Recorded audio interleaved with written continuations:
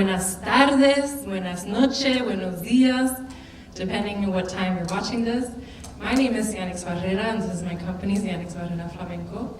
And I'd like to introduce everybody. I am the dancer, dancer and teacher, Xianix Barrera. We also have another beautiful dancer, Iona. And we have singer, Bárbara Martínez. Hola. And then we have our maestro en la guitarra, Juan Pedro, ¿cuál es el apellido? Jiménez. Juan Pedro Jiménez. It's a little surreal for us to be with you right now because we haven't seen each other, or performed together in about 4 months. So just before we arrived, we gave each other a big hug, of course with our masks, and so we're really happy to be able to perform with you, for you, right now. So today we are here to talk about flamenco. Flamenco is a beautiful, wonderful art form from the southern region of Spain called Andalusia. In Andalusia, there are many different cultures that lived and thrived there. And all of these cultures influenced what we now call flamenco.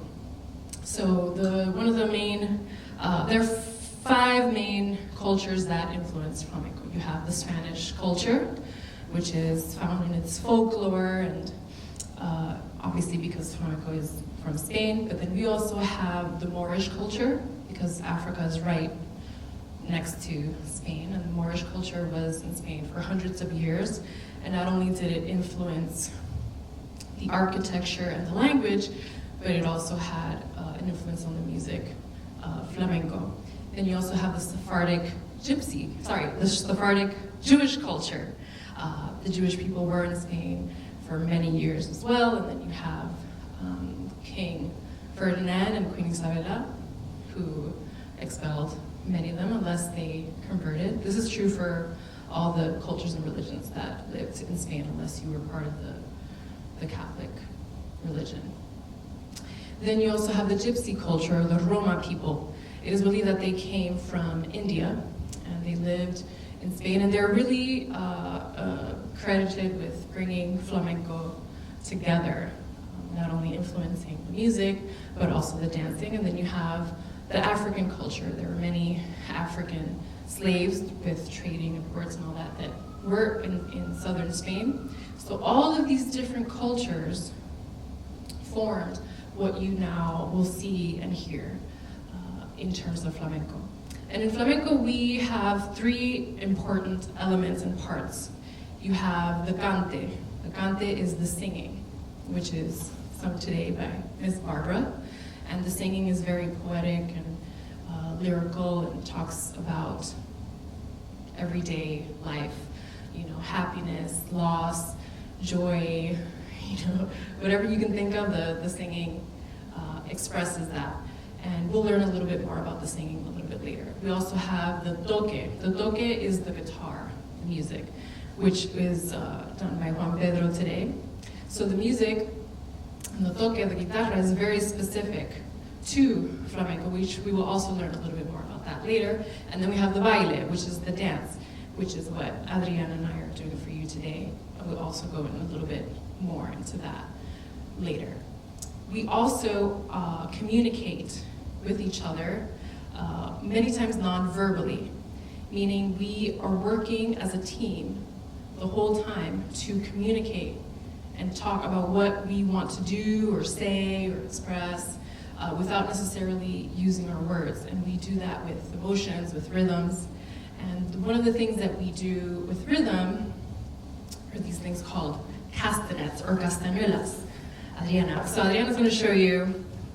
So this is what the castanets look like. There are either 2 pieces of wood, mine are wood, and hers are fiberglass, I believe. So there are 2 pieces that are held together by a string, and that is placed on her thumb. So there's one on the right, there's one on the left. The one on the right is called the female, right, because it's a little higher pitched. And then the one on the left is the male, because it's a little lower pitched. And there's a joke that we say that the right hand is always yakking at the left, because the right hand, the woman, is doing more than than the left, right? So on Adriana's right-handed, so she's going to be using all the 4 fingers on the right hand. So you have 1, 2, 3, and 4. And then the left hand just does the middle finger, 5, right? So every day, a little bit more. You do 1, 2, 3, 4, 5, 2, 3, 4, 5, and then you eventually get really, really, really good.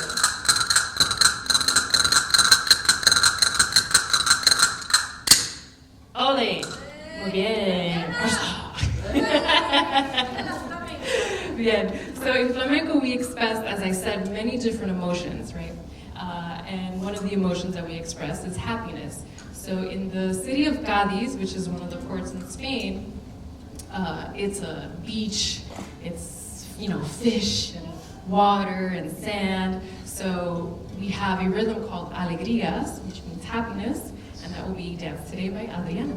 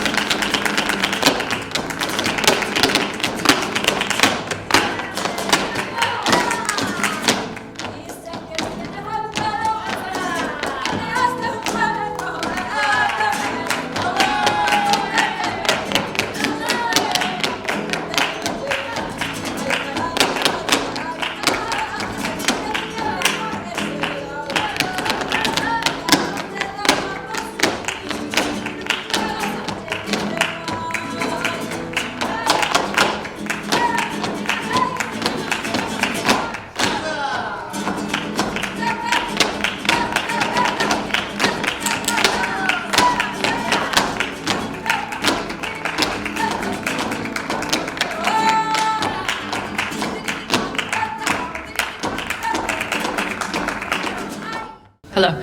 We have to be our own, yes, audience. We clap for each other. We do everything. Okay, so Barbara, please tell us a little bit about the cante and the guitarra. Vale. So they do say that the guitar was born in Spain, and although it has sort of, I would say, ancestors in other parts of the world, different kinds of lutes and stringed instruments.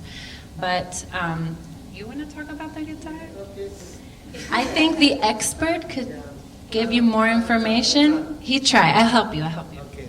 Okay. Guitar comes from the same culture that the flamenco, like Arabic culture, no? Because the guitar is it come from the oud.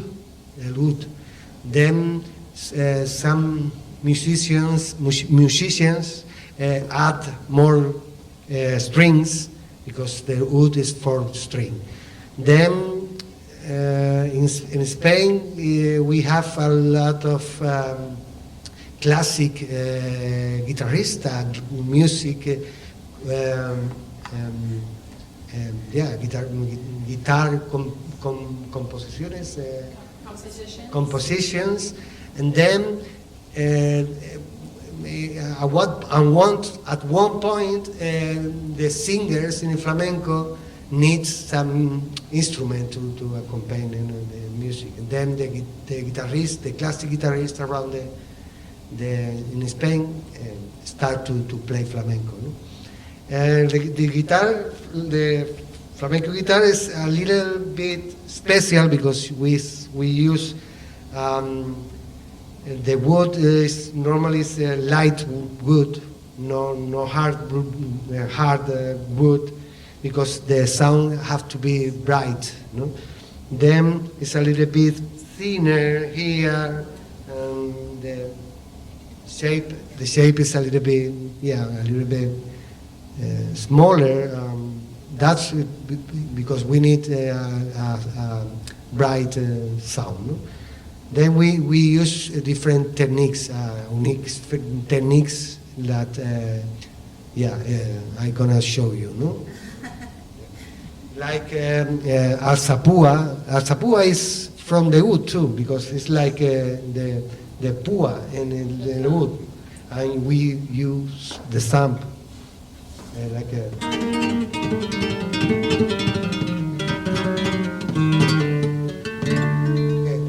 Another one is very popular is the rasgueos.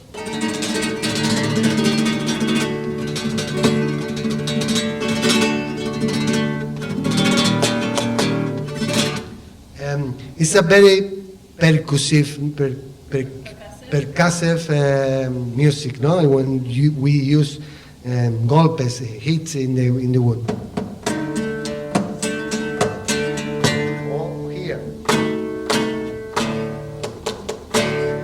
Okay, then another techniques, different techniques is like tremolos, like this, yes.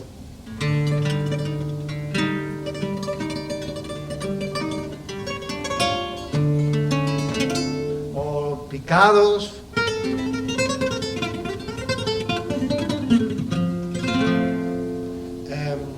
That's it, more or less, no? Yeah, the things is. The guitar is a little bit different than the other guitars. We don't use picks and use a lot the right hand. No? Yeah. Ole. And as you can see in this flamenco show, we don't have music stands with music in front of us. All of this is, an oral tradition, a tradition that's passed down from generation to generation, from person to person. So he has many melodies in his mind and ideas, and he has come up with melodies that he's learned from other people. And they say that this started with the cante, meaning the singing, sort of existed first before the guitar even. So a lot of the best guitarists are really familiar with the singing styles and the songs that for different regions, and the melodies and the cadences, and you start to be able to communicate with each other just through the music. And the singing is poetry. It's actually very short poetry, like a haiku that has maybe 2 sentences really that are repeated. And like Xianix said, they're universal themes: love, missing somebody, even jokes. Bulerías is full of just like funny observations and thoughts and commentaries on life. So all of the feelings that you can imagine having in a lifetime, I would say it's fair to say, you can find a song, a flamenco style, to match that. So that should give you a good sense of the wide range of the kind of poetry. And also, different poetry goes together with the songs in different ways. So the guitar creates that mood too, and we feed off of each other, and then the dancers feed off of us and we feed off of them. And I don't necessarily know what I'm going to sing until I see the signal from the dancer that I need to sing something, and I feel what she or he is kind of created in that moment, and I go with that. So yeah, we're going to do a little short demonstration of the guitar and the cante, and these are called tangos. And they're 4 beats per measure, unlike some of the other dances that you saw today. They're more in 3s or 6s or 12s. So tangos, vamos allá.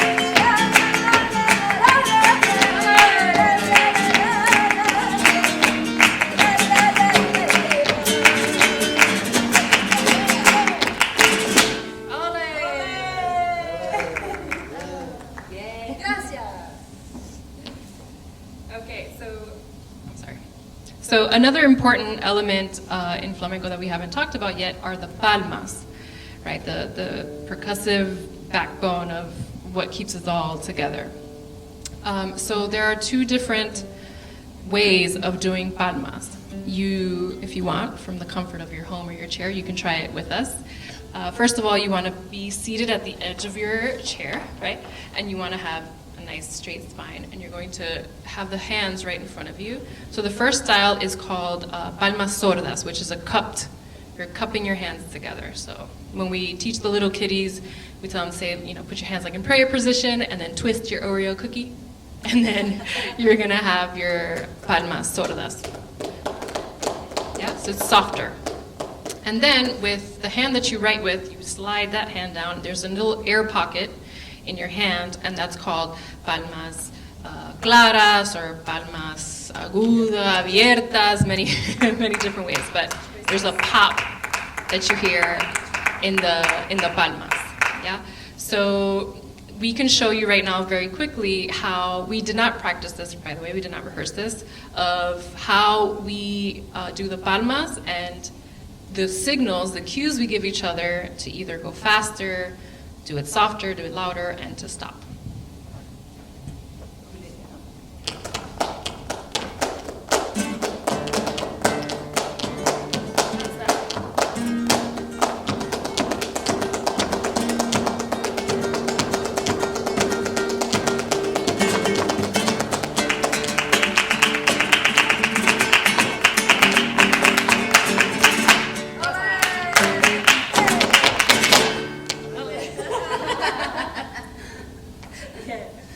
So that style is called bulerias, and it's the fastest style that we have in flamenco, and it's a 12-count rhythm. So before you heard tangos, which by the way should not be confused with Argentinian tangos, right?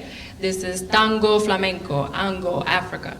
And that was a 4-count, and then the hardest rhythm, in my opinion, is the buleria, the 12-count.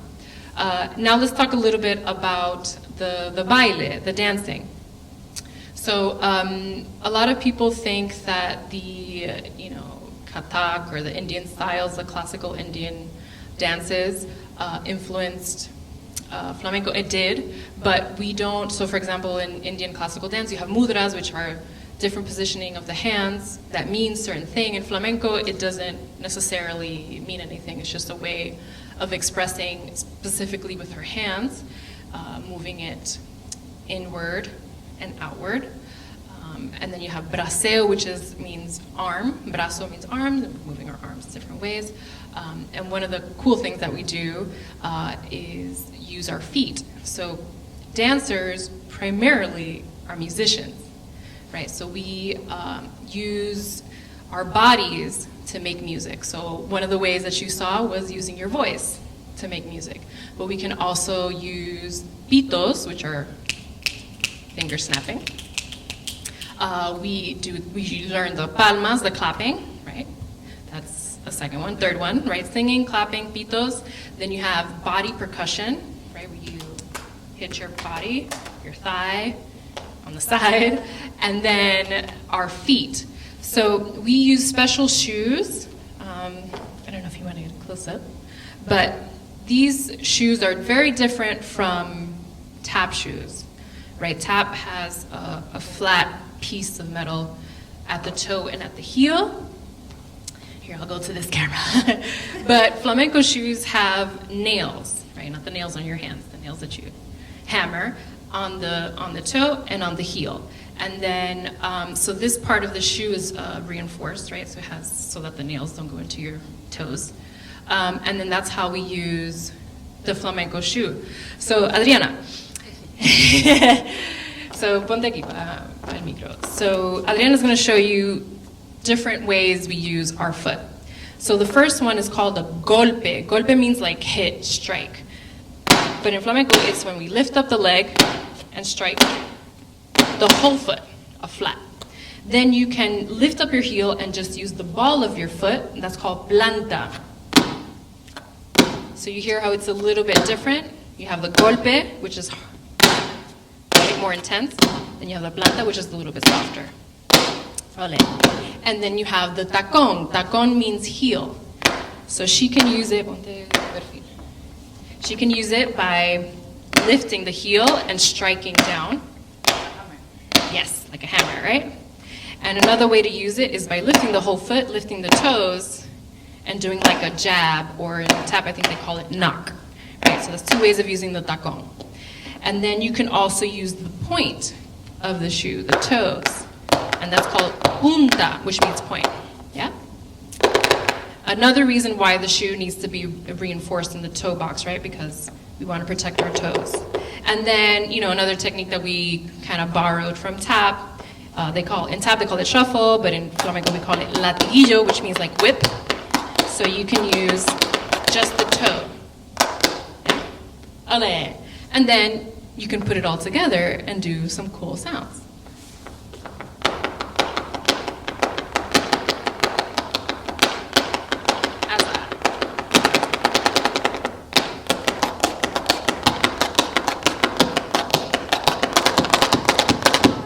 ¡Ole! Muy bien!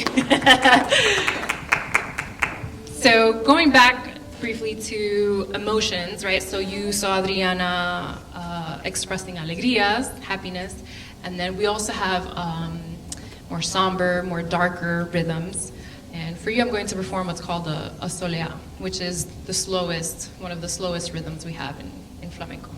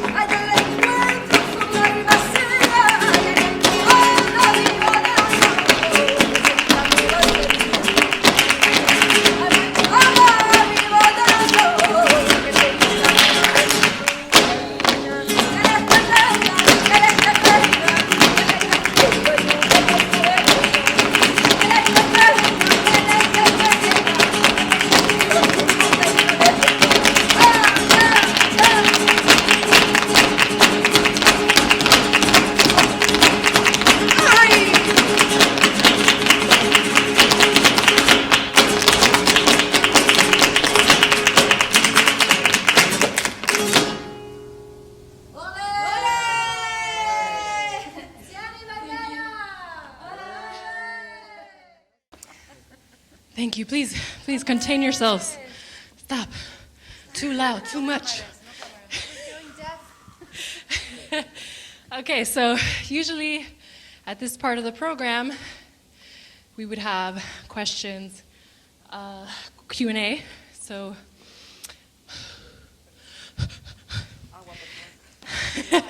so since there's nobody in the audience, there are two questions that were sent to us beforehand. Yeah, Nick is gonna do it. Nick the Extraordinary.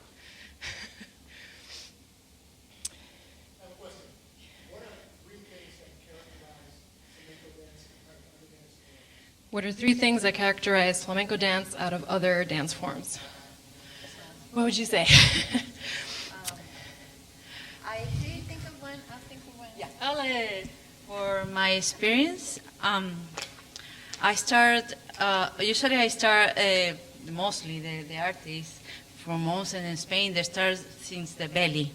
I don't have that lucky. I start like I was 21, 22 years old. But for me, the flamenco is different for the other arts of form. It's like the more experience of life that you got, better is your dance. Better you be able to express for the audience everything that you get through, joy, sad, challenge. That make your dance like acknowledgeable and strong. Qué bonito. I think the one thing that distinguishes flamenco, it's a folk tradition, so I would say it's pretty different from other styles, ballet, classical, modern, in that the improvisation that happens.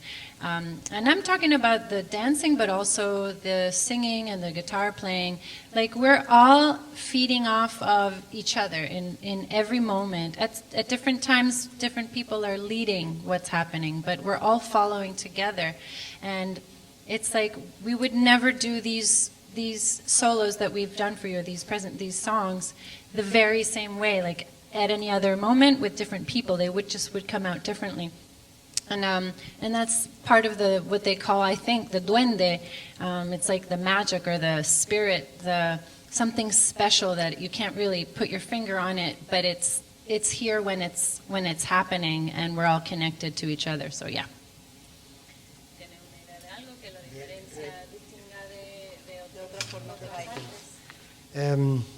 I think it's the flamenco.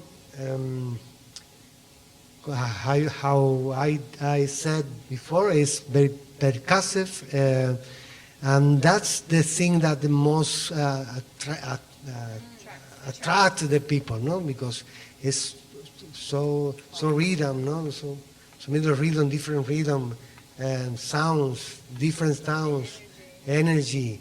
Everybody said me the passion is because that, no? Because you feel a lot of different feelings around the dance or the singer. And yes, I usually say that when you sing, like in the singing, another musics have techniques, like you use a way to sing, and I sing in the flamenco. It's like crying, no? It's like when a little baby cry, that use all the sound of the here, no? No, but the flamenco is like, the sound of flamenco is like crying, no? Because because sometimes the people say it's like crying, no? I don't know. So to piggyback actually of what Barbara said, so what makes it very different is that flamenco in its truest form is a live art form.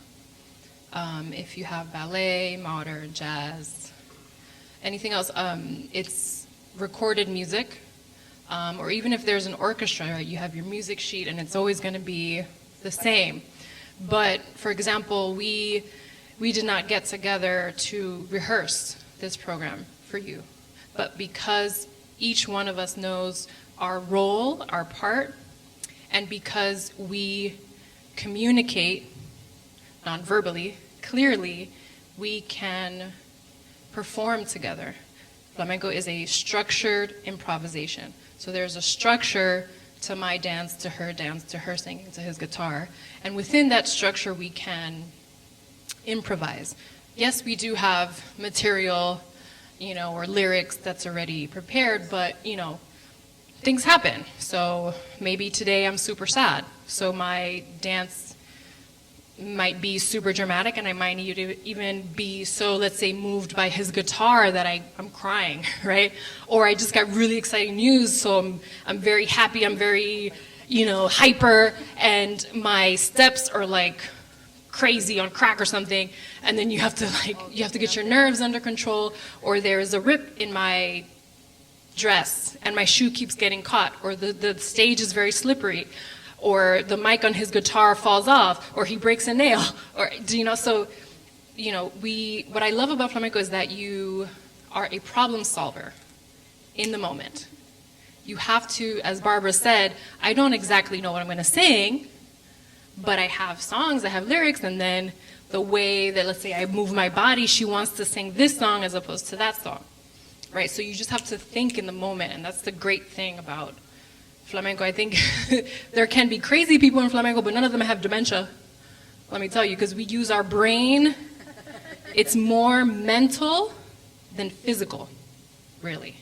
You're using, for example, I can speak as a dancer, we have to be in the moment, to listen to the guitar, to listen to the cante, and to listen to the palmas. We also have to be aware of our lights. We have to be aware of what we're doing, but also think ahead as to what's coming. There's so many things happening at the same time, and you have no idea, right? I can totally mess up the step, but the true professional is not going to let the audience in on something that messed up. And it could be me or Juan Pedro or Barbara, but we all work together to make each one of us look really good. So that's the very long answer.